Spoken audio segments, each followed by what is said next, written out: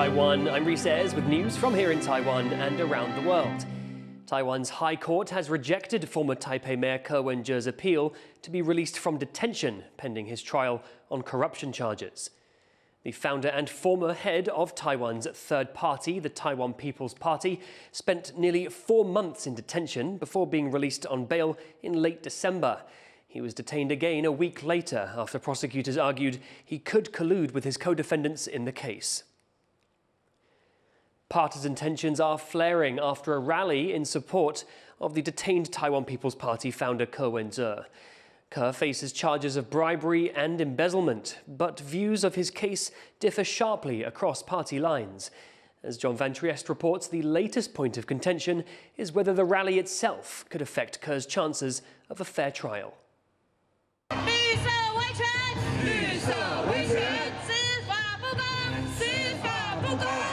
Supporters of embattled Taiwan People's Party founder Wen-je crowd Taipei's Liberty Square, demanding an end to what they say is his persecution at the hands of political rivals. Ke's case is one of the factors driving partisan tensions in Taiwan toward breaking point. Formerly a rising political star and a presidential candidate, Ke now faces nearly 3 decades in prison over charges of real estate corruption during his time as Taipei mayor and embezzlement during his run for president last year.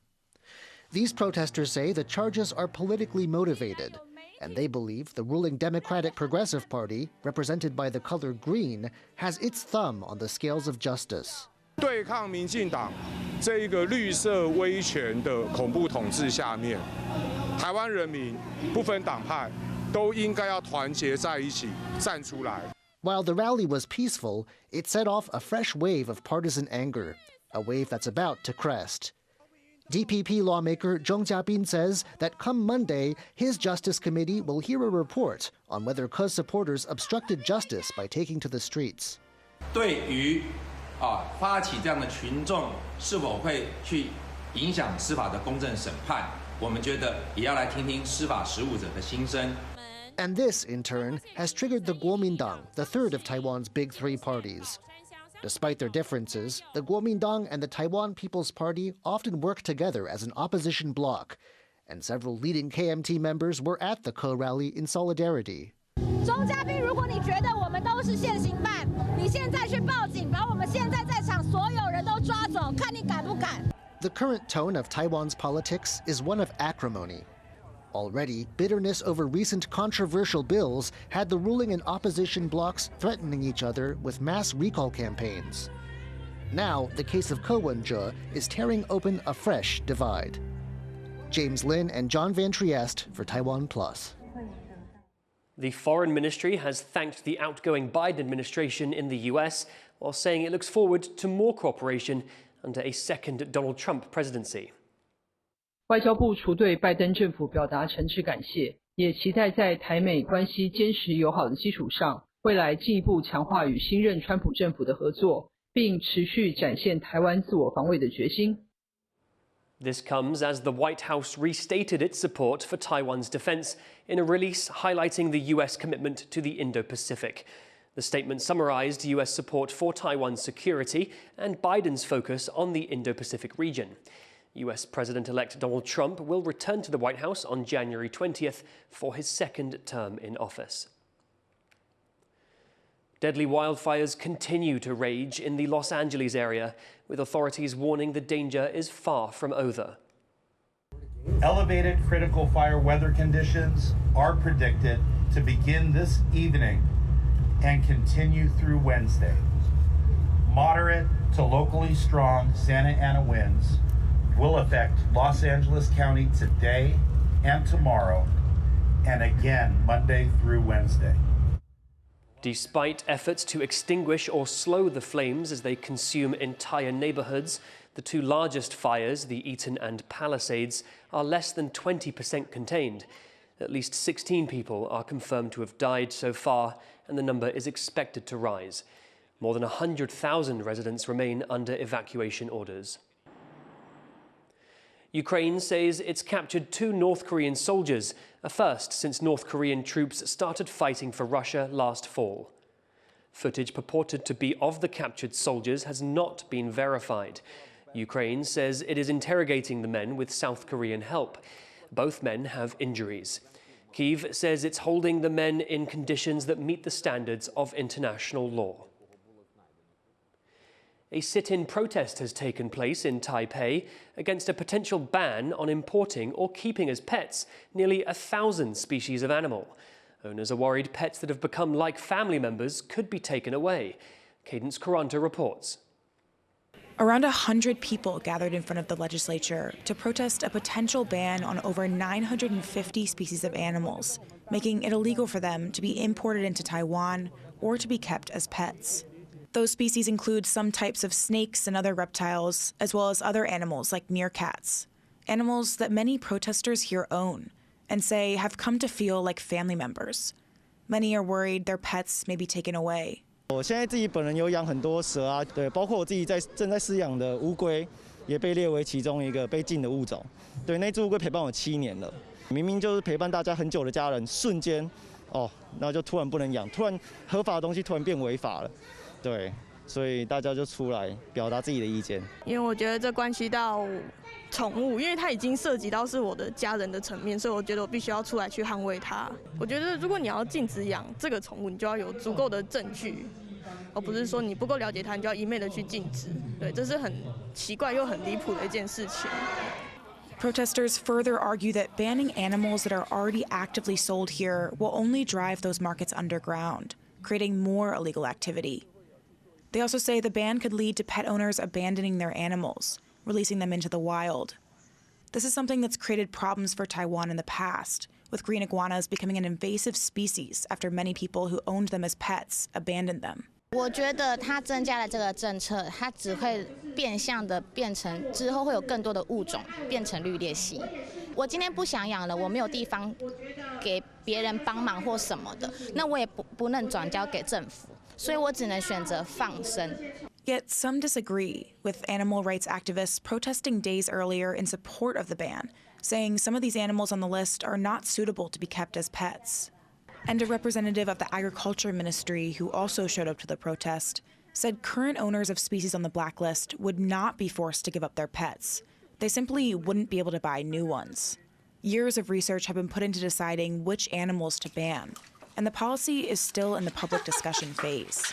第一个就是所谓的剧毒，第二个是大型具有攻击性，那第三个可能在某些物种并不是那么适合在台湾的这个气候来饲养。那这个部分大概是做一些综合的一些等于是专家的评估。那这个过程我们花了大概2年的时间来进行评估。Still, people are gathered here today passionate about protecting their pets and protesting against a potential ban that they fear would take away their rights and those of their pets. Justin Wu and Cadence Quaranta for TaiwanPlus. Taiwan's cat owners are now required to register their pet and fit it with a microchip. The new regulation comes into effect as Taiwan tries to manage its stray cat population. Cat owners have until January 2026 to comply or be fined up to around $450. Hundreds of mobile registrations have been set up in some areas to make it easier for owners to get it done. An archaeological site in eastern Taiwan is giving people a glimpse into the country's prehistory. Spanning 30 hectares, the massive park dates back around 2,500 years. Billy Wu has the story. From a railway dig to one of the most important discoveries in Asia, thousands of prehistorical slate coffins, along with pottery and stone artifacts, were uncovered in Taidong County, southeastern Taiwan in 1980. The site now features the largest archaeological park in the country, where people can come to learn about the Neolithic community they once called this place home. 有2000多具石板棺，那来推测它当时的生存的人口是真的非常的多。那当时一定也是在台湾东部是一个繁大的一个文化。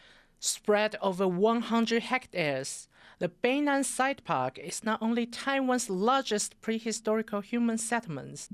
Its significance stretches across borders. It's a critical link to understanding the ancient cultural network in global archaeology. decades of preservation efforts have led to the establishment of a 30-hectare archaeological park, ensuring relics are safeguarded for generations to come. 我们现在看到的这个月形石柱呢，是整个卑南遗址范围内地表唯一仅存的一根石柱。那在地表下，考古学家的研究发现呢，底下还是有相当多的陶器、玉器，还有石器的器物。The artifacts unearthed from the site are considered invaluable cultural treasures of the country, offering a glimpse into the daily lives of its earliest people. One standout discovery is this bark cloth beater, a tool used to transform bark into clothing. 在这边这样敲敲敲敲敲。哦，你看每面都敲过之后啊，它可以整只被拉出来的，就可以拉出来。哇，你人打完了。拉开了，太棒了。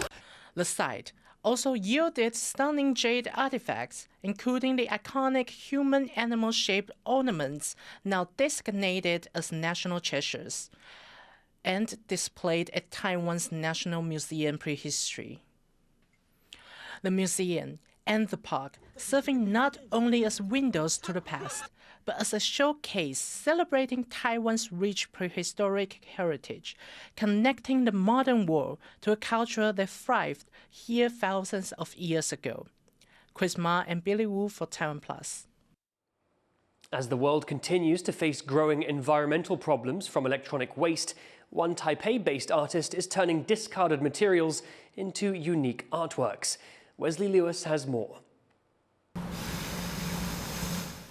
Taiwanese artist K-John is reimagining what it means to upcycle. He's known for his creative sculptures crafted from old electronics that have been cast aside. 其实我一开始只是做兴趣，我那时候没有想过说要往这方面走，只是觉得说，这东西不要的，然后拿来创作很好玩。